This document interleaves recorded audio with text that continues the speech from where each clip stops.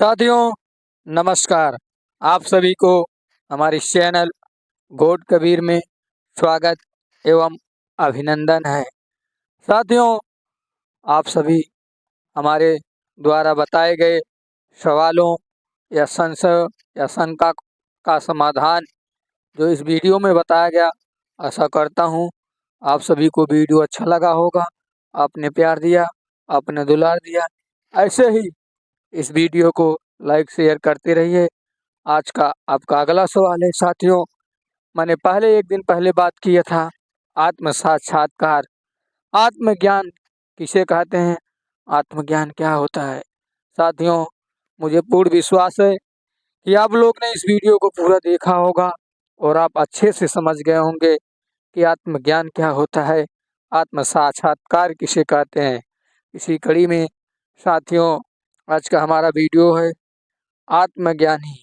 आत्मज्ञानी किसे कहते हैं, आखिर आत्म साक्षात्कार हो जाने के बाद आत्मज्ञानी आत्मज्ञानी कौन से लोग होते हैं, आत्मज्ञानी हो जाने के बाद आपको क्या लाभ होगा, आत्मज्ञानी हो जाने के बाद ये संसार, ये दुनिया, ये वस्तुएं आपको कैसे दिखेंगे।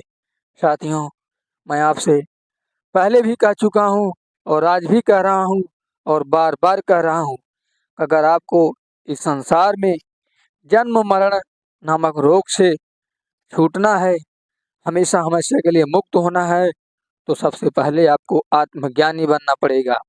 आत्मज्ञानी होंगे तभी आपको परमात्म ज्ञानी हो पाएंगे, तभी आपको परमात्मा का ज्ञान मिल पाएगा। अन्यथा आप स्वयं का ज्ञान नहीं कर पाएंगे तो परमात्मा क्या ज्ञान होगा, खाक होगा, कुछ नहीं हो पाएगा।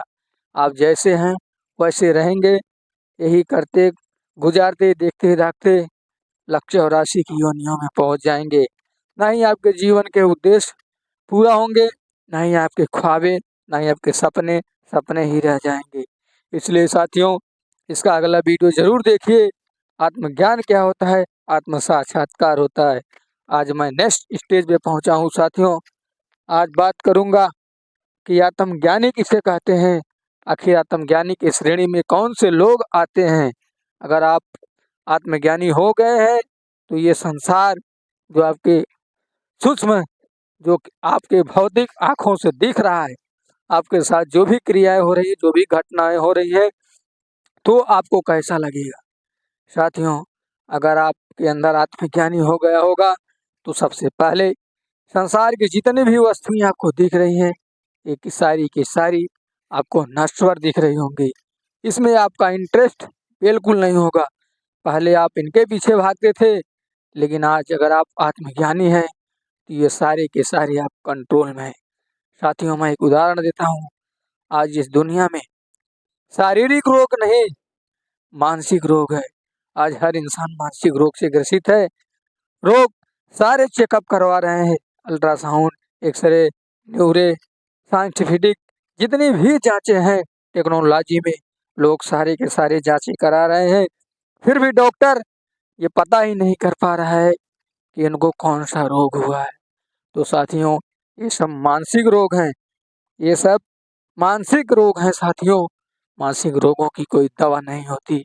मानसिक रोगों के लिए आपको स्वयं का ज्ञान होना चाहिए। जब तक आप आत्म साक्षात्कार नहीं करेंगे तब तक आपको मानसिक ज्ञान नहीं होगा।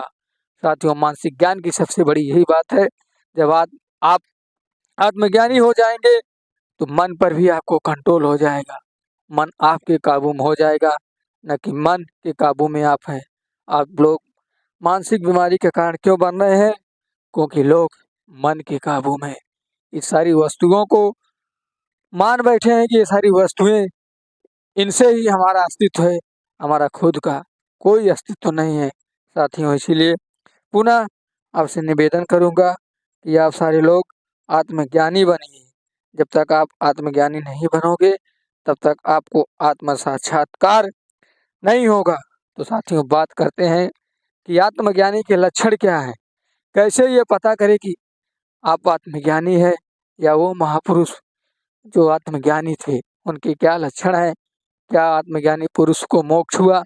तो साथियों, सबसे पहले बता दूं, अगर आपको आत्मज्ञानी हो गए, आप आत्म साक्षात्कार हो गया, आप आत्मज्ञानी हो गए, तो सबसे पहले ये जितनी भी वस्तुएं आपको दिख रही, चाहे धन हो, चाहे माया हो, चाहे गाड़ी हो, चाहे शोहरत हो, चाहे लाइफ स्टाइल हो, चाहे बिजनेस हो, चाहे ब्यूटी हो, चाहे रिलेशन हो, जो कुछ भी हो, A to Z, इन सब में आपकी रुचि केवल नाम मात्र रह जाएगी।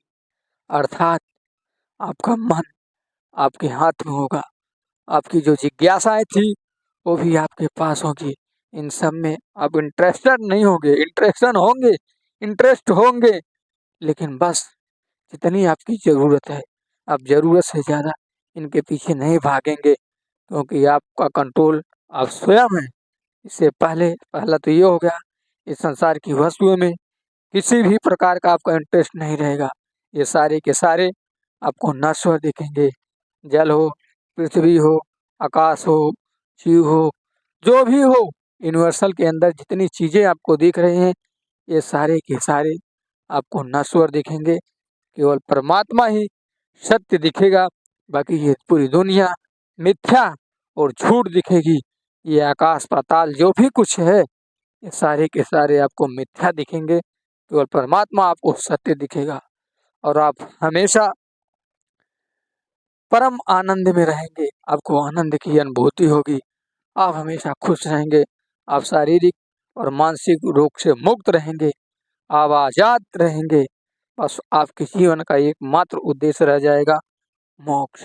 ऐसा नहीं कि साथियों आप पैसा नहीं कमाएंगे, आप घर नहीं बनाएंगे, बंगले नहीं बनाएंगे, साथियों के बर्थडे पार्टी में, या ऐसा कुछ नहीं। सब जगह आप जाएंगे, लेकिन आप एक सीमित दायरे में रहेंगे। उस दायरे के बाहर आप नहीं जाएंगे, क्योंकि आपका कंट्रोल, आपका रिमोट आपके हाथ में ही है। आपको पता चल गया है कि ये सारे के सारे मिथ्या है। इनसे अपना उतना ही अस्तित्व रखना चाहिए जितना आपको ज़रूरत है। ज़रूरत से ज़्यादा आपको नुकसानदायक है।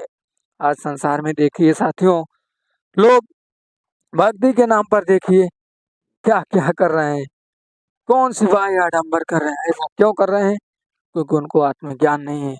जिस दिन आपको आत्मज्ञानी हो जाएंगे, तो उस दिन संसार के किसी वस्तुओं में, ये जितने ज्योतिष हैं, ये ज्ञानी हैं, ये विद्वान हैं, ये मंत्र है, ये टोटका है, ये भूत है, ये पिशाच, इन सब में आपका बिल्कुल इंटरेस्ट खत्म हो जाएगा।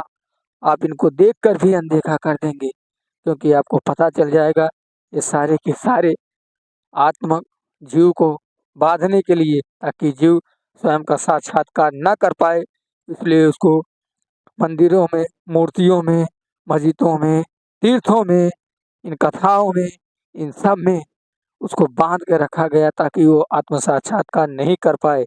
जिस दिन साथियों आपको आत्मज्ञान हो जाएगा, उसी दिन आप सारी चीज़ों को परखना शुरू कर देंगे। एक एक कर का अस्तित्व आप स्वयं से जानना शुरू कर देंगे कि संसार में जितनी भी वस्तुएं हैं, उनका क्या आपके जीवन में क्या अस्तित्व है। तो साथियों, अगर जिस दिन आपको आत्म साक्षात्कार हो गया, आप ज्ञानी हो गए, तो सबसे पहले आपको संसार की जितनी वस्तुओं से लगाव है, वो लगाव कम हो जाएगा। केवल आप नाम मात्र ही लगाव रखेंगे। दूसरी कि आपको मानसिक बीमारी नहीं होगा, बड़े से बड़े बीमारी आपके शरीर के अंदर प्रवेश नहीं करेगी, क्योंकि आपको आत्म साक्षात्कार हो जाएगा।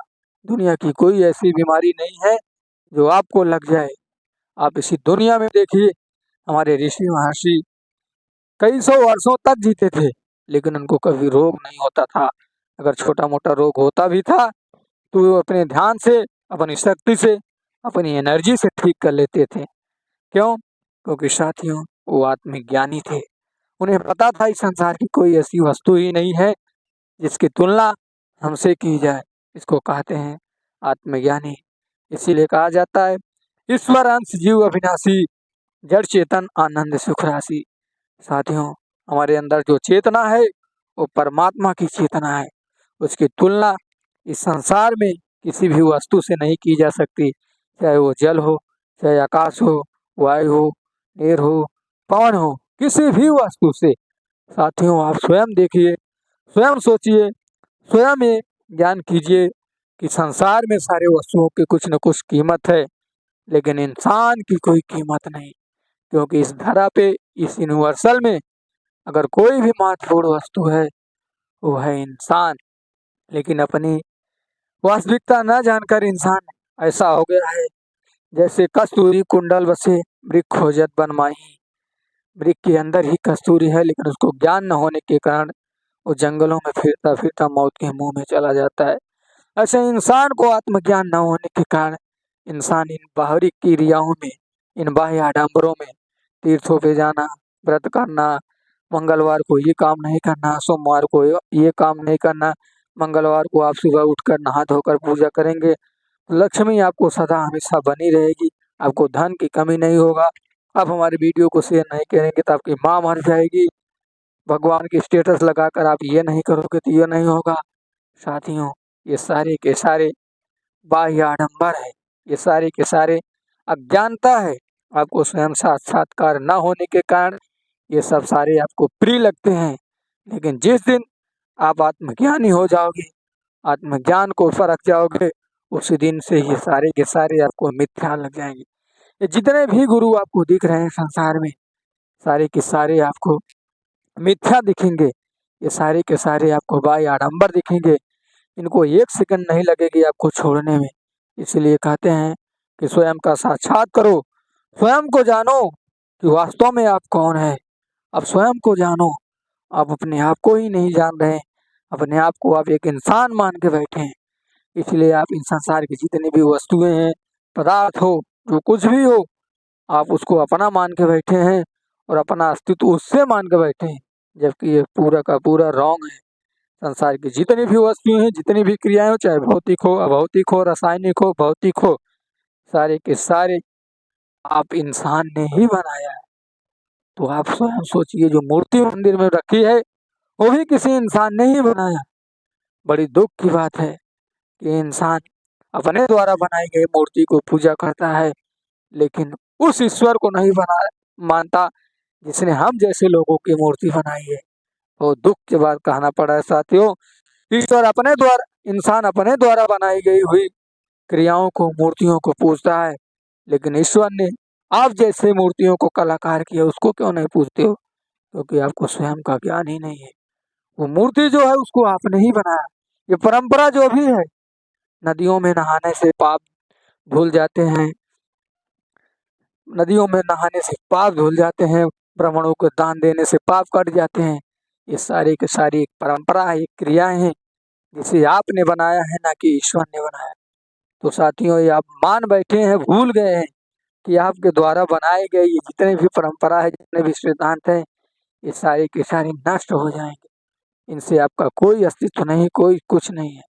इसको आपने बनाया है, लेकिन आप क्या है, आपको स्वयं को पता नहीं हो पा रहा है कि मैं कौन हूँ। यू आर यू, आप कौन हो? तो साथियों, आप इसके पहला वाला वीडियो देखो, आत्मज्ञान क्या है, आत्मज्ञान किसे कहते हैं।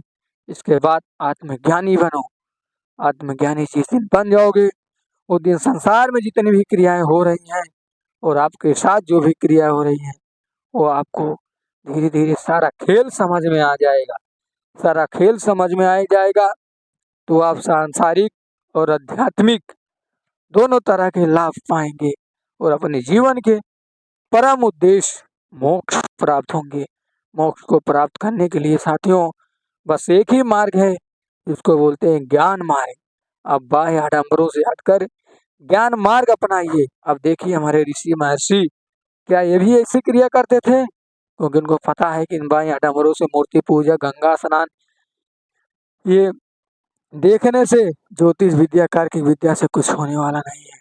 इसीलिए उन्होंने ये सब त्याग कर जंगलों में जाकर एकांत में होकर आत्म साक्षात्कार किया, आत्मज्ञान किए, और आत्मज्ञान से ही इनको पता चला कि ये जो भी क्रियाएं हो रही हैं, ये सब के सब मिथ्या है। केवल परमात्मा सत्य है, बाकी संसार सारी मिथ्या है।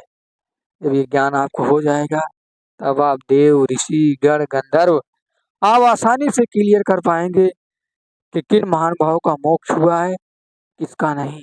क्योंकि जब तक आत्म साक्षात्कार नहीं होता, आत्मज्ञानी नहीं बनोगे, तब तक परमात्म ज्ञानी का आपको भी नहीं पता चलेगा। इसलिए आप आत्मज्ञानी बनिए, स्वयं को जानिए। आप स्वयं को जानेंगे तो इस संसार को भी जान जाएंगे, और इस संसार को भी जान जाएंगे तो परमात्मा को भी जानने में आसान हो जाएगा। आप सभी को पता है जब परमात्मा एक है, ईश्वर एक है, सर्वशक्तिमान प्रभु एक है, तो इतने धर्म, इतने मजहब क्यों बन गए? क्योंकि हमने स्वयं को ना जाना, ना ही ईश्वर को जाना, और इन नकलियों के में ज्ञान न होने के कारण इनके बनाए गए ये धर्म में अपने आप को आपने साझा कर लिया। जिस दिन आपको आत्मज्ञान हो जाएगा, उसी दिन आपको हिंदू, मुस्लिम, सिख, ईसाई ये सारे के सारे आपके जो मनोविचारें हैं खत्म हो जाएगी। अब किसी जानवर का मांस नहीं खाएंगे, सब में आपको जड़ हो या चेतन हो, सब में आपको आत्मा दिखेगी। ये सारे परमात्मा की बनाई हुई चीजें हैं, हम इनको बना नहीं सकते, तो इनको बिगाड़ने का अधिकार भी हमारा नहीं है। साथियों, ये था आत्मज्ञान के लक्षण, ये थे आत्मज्ञान के फायदे। तो साथियों, मुझे आशा है, विश्वास है, आप सब आत्मज्ञानी बनेंगे और अपने सांसारिक और भौतिक दोनों लाभ को प्राप्त करेंगे और अपने जीवन के परम उद्देश्य मोक्ष को प्राप्त करेंगे। साथियों, वीडियो अच्छा लगी हो लाइक कीजिए, सब्सक्राइब कीजिए, अपने दोस्तों के साथ शेयर कीजिए ऐसे ही वीडियो देखने के लिए। तब तक मिलते हैं